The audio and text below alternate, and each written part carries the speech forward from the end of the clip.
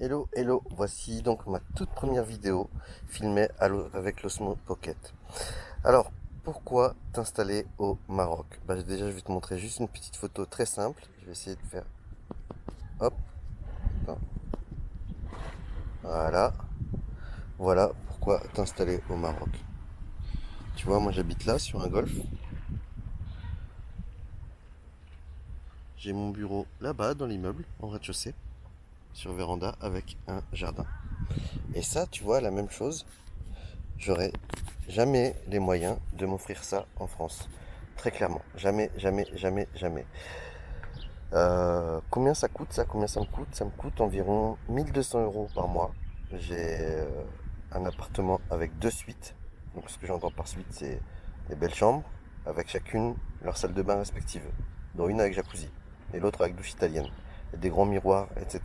Peut-être un jour je te ferai la visite de l'appartement, mais c'est chambé. Franchement, je suis même mieux ici qu'à l'époque où j'étais en villa. Bref, pourquoi venir t'installer au Maroc? Si tu vis en France, hein, tu sais à quel point c'est difficile, même quand tu es entrepreneur, même quand tu gagnes bien ta vie, tu sais, la France, on est vraiment surtaxé, quoi. Entre la TVA, bon, la TVA, c'est quand même ce qu'il y a de plus juste, hein, on est d'accord. Puis l'impôt sur les sociétés, puis l'impôt sur le revenu, puis l'URSSAF, les retraites, etc. Sachant que les retraites, on va pas y toucher. Franchement, c'est de la carotte. On est baisé. D'ailleurs, je suis persuadé que en France, tu ne peux pas t'enrichir. Enfin, si tu peux t'enrichir, mais tu es obligé de- d'investir dans l'immobilier ou des trucs comme ça pour t'enrichir. Sinon, si tu veux t'enrichir sur ton compte en banque, tu peux pas. Alors oui, c'est vrai, ça sert à rien de s'enrichir à gogo sur le compte en banque. Il faut faire travailler l'argent pour toi. Mais voilà, en France, ton argent, avant qu'il t'appartienne, parce que si tu investis dans l'immobilier, en vérité, cet argent, il t'appartient seulement quand les crédits sont remboursés. Donc c'est pas fait, ça ne t'appartient pas, ça appartient pas à la banque. Et donc, du coup, tu vois, c'est vraiment, ça rend le fait de s'enrichir en France extrêmement difficile. Alors que quand tu vas dans des pays où la fiscalité est beaucoup plus souple, et ben là, c'est jackpot, c'est tout bénef. Je vais prendre un exemple. Supposons, ta société en France, elle fait 1 million d'euros de profit, de bénéfice. Tu vas te faire taxer 33% d'impôt, donc voilà, il te reste plus que 600 000 et quelques. Ok? Tu veux tu veux reprendre ça en dividende. Donc sur les 600 000, il va te rester même pas 400 000. Puis tu vas payer un impôt sur le revenu sur ces 400 000, qui je sais pas de combien il est aujourd'hui, mais qui va encore au moins t'enlever 30%. Donc sur ces 600 000, il va te rester 400 000. Ça fout les boules quand même sur 1 million d'euros, hein. Tandis que quand tu es dans une société où la fiscalité est beaucoup plus souple pour toi en tant qu'expatrié, là c'est 1 million d'euros qui est sur ton compte en banque. Il n'y a pas photo. Et donc tu vois, pour devenir millionnaire en France, il faudrait que tu fasses 3 millions de bénéfices. Alors que quand tu es dans une bonne juridiction, il te faut juste 1 million pour obtenir 1 million. Donc tu vois, en restant en France, ça va te coûter 3 à 4 fois plus d'efforts d'atteindre tes objectifs.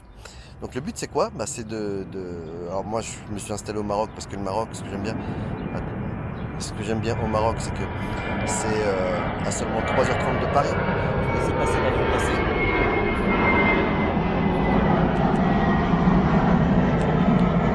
En attendant, je vous montre le paysage, si ça marche, voilà. Hop là. Voilà d'où je fais la vidéo. Allez, retourne-toi.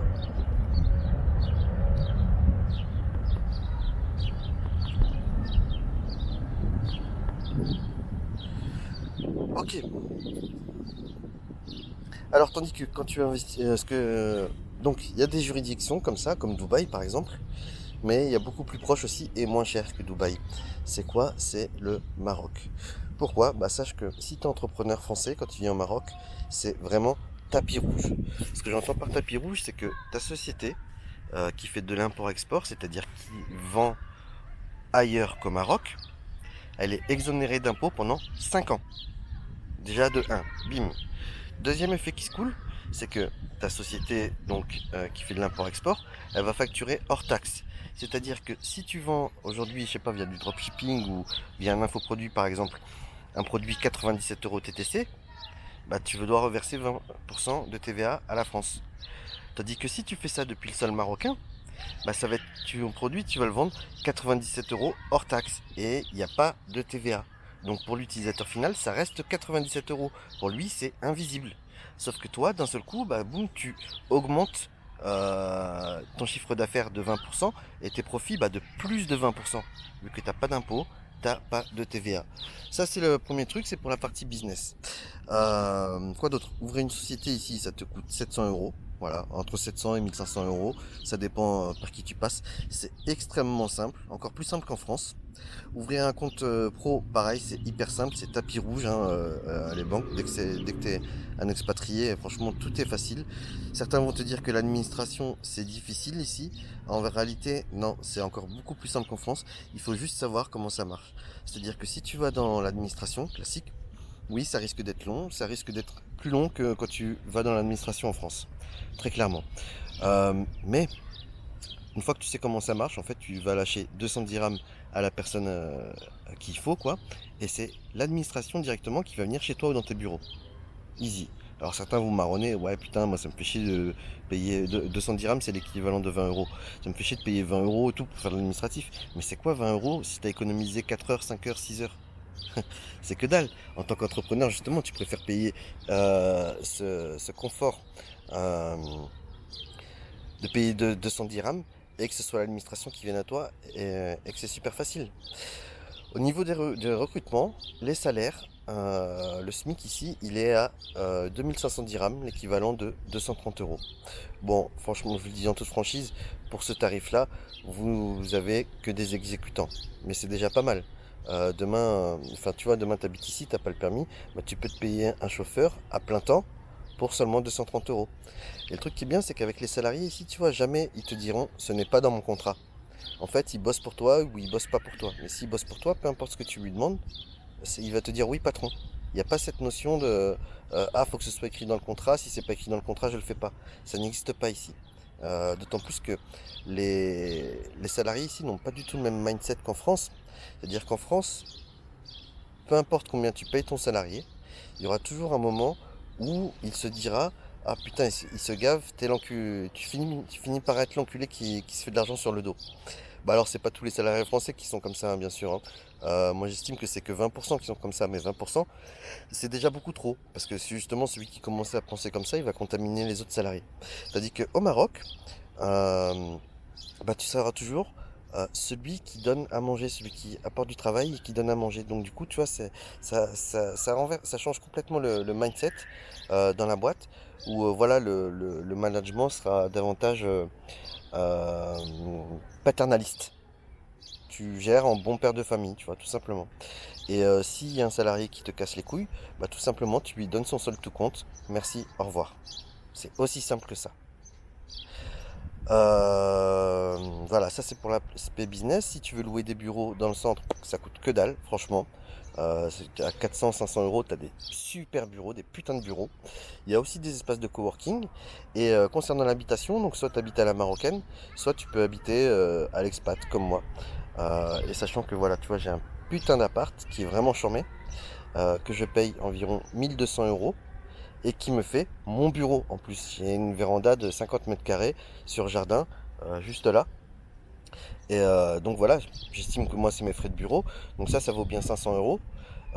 Et au final, bah tu vois, si je déduis de mon loyer mon bureau, bah ça me fait plus que 700 euros pour un putain d'appart au bord d'une putain de piscine dans un putain de golf. Voilà pourquoi je pense que c'est chambé d'habiter au Maroc. Après, concernant la vie d'expatrié, est-ce que tu vas dépenser moins qu'en étant en France? Très franchement, je ne pense pas. Si tu es habitué en France à vivre avec 3000 euros, bah, ces 3000 euros, tu risques de les dépenser au Maroc. Allez, peut-être tu vas dépenser 2500. Donc c'est bien, ça fait quand même 500 euros d'économie par mois. Mais surtout, tu as un niveau de vie qui fait un truc de fou. Et surtout, voilà, c'est qu'à 3h30 de Paris. Beaucoup de gens aussi pensent que l'avion Paris-Marrakech, ça coûte très cher. Non, c'est faux. Tu peux trouver des allers-retours à 200-250 balles. Moi, ça m'est déjà arrivé de trouver des allers simples à 67 euros. Très clairement, franchement. Quoi d'autre? Je voulais vous dire un autre truc. Ah oui, Marrakech aussi. Pourquoi Marrakech plutôt qu'une autre ville? Parce que Marrakech, en fait, tous les Marocains vont te le dire, Marrakech n'est pas représentatif de ce que c'est le Maroc. C'est-à-dire que Marrakech, c'est très occidentalisé. C'est-à-dire que partout où tu vas, on va te répondre en français. Tu peux parler en français, on va te répondre en français. Tout le monde parle français ici, enfin presque tout le monde. Mais c'est propre à Marrakech, justement. Si tu vas dans d'autres villes, bah, tu vas rencontrer ce problème. Par exemple, quand je vais à Kenitra, qui est une petite ville, je me suis pas très à l'aise parce que je vois que des Marocains. Tandis qu'à Marrakech, voilà, tu vois beaucoup d'expatriés. Et sinon, la plupart des Marocains qui sont là, il y a énormément de ce que j'appelle des Marocains 2.0. Donc pareil, qui sont très occidentalisés, qui connaissent la culture, la tradition, mais qui ont adopté les mœurs qui vont avec la vie occidentale, très clairement. Donc voilà pourquoi je kiffe vraiment habiter à Marrakech. Et si t'en as marre de la France, bah, je te recommande de venir t'installer parce que c'est vraiment très facile. D'ailleurs, si ça te branche, si tu aimerais voir une prochaine vidéo dans laquelle je vais te donner mes conseils pour venir t'expatrier ici, bah, tout simplement, t'as qu'à juste à me poser toutes les questions que tu veux, auxquelles tu souhaites que je réponde en commentaire sous la vidéo. Et à ce moment-là, je ferai une autre vidéo avec plaisir pour t'expliquer comment t'expatrier ici. En attendant, si cette vidéo t'a plu, bah, je t'invite à me soutenir en mettant un like, en t'abonnant à la chaîne et surtout à cliquer sur la cloche pour activer les notifications de manière à ce que tu sois alerté automatiquement chaque fois que je poste une nouvelle vidéo. J'espère que ça t'a plu.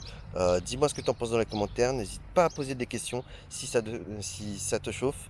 Et j'aimerais que tu me dises, si c'est ton cas, pourquoi toi tu as envie de quitter la France et où est-ce que tu irais si tu pouvais le faire. Quels sont les freins qui t'empêchent de partir et